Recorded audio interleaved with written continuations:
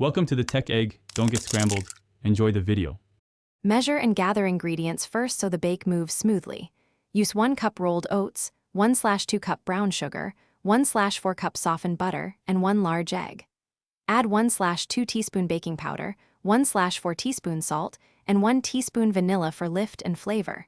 If you like extras, fold in 1/2 cup raisins or 1/2 cup chocolate chips.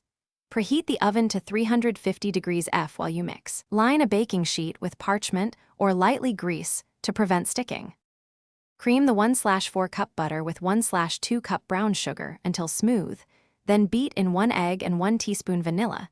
This creates the base for even texture. Stir in 1 cup rolled oats, 1/2 teaspoon baking powder, and 1/4 teaspoon salt until combined, then fold in 1/2 cup raisins or chips. Spoon 1 tablespoon dough per cookie onto the prepared sheet and flatten each mound to about 3.5 inches for even baking. Bake at 350 degrees F for 12-14 minutes. When the cookies come out of the oven, let them rest on the sheet for 2 minutes, then transfer to a cooling rack and cool completely for about 10 minutes so they firm up. Store cooled cookies in an airtight container at room temperature for up to 5 days, or layer with parchment to prevent sticking. To prep ahead, freeze dough balls on a tray for up to 3 months. Thaw in the refrigerator before baking.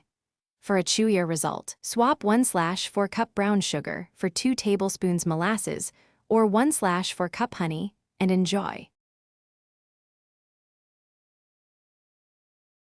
Thanks for watching. Consider subscribing if I helped unscramble your problems.